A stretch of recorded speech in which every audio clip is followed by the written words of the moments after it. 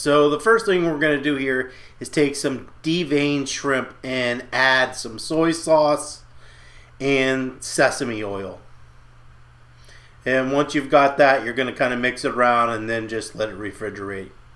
The next is the greens. So I've got bok choy and a variety of stuff in here, and I'm adding some 5-spice powder. So make sure you check out the recipe and it will tell you exactly what mix I have in here.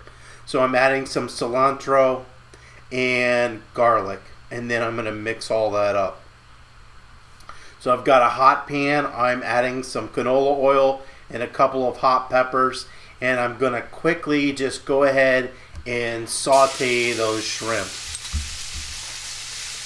Alright, so those are going to kind of cook, and once those are done cooking, I'm going to set them aside, coarsely chop them, add them to the mix, and add a little more sesame oil.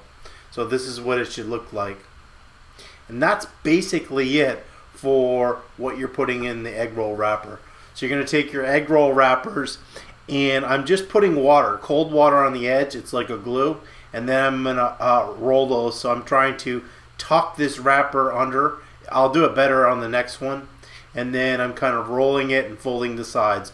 I am not an expert egg roll wrapper, but you know, I get it done. So I did this one more time after this, just so you can see how it's done if you've never done it. So once again, you're adding that water. That's acting as the glue to kind of seal it. And here I'm trying to kind of show you how to kind of tuck and keep that tight when you roll that. And then you're going to kind of fold one edge over and then slightly roll it again, depending on how big your wrappers are, and then fold it on the other side and then finish wrapping that up. You just want to make sure you don't have any gaps or stuff will leak out. Alright, so this is what they should look like when they're done cooking. Alright, so you're going to cook those in hot oil.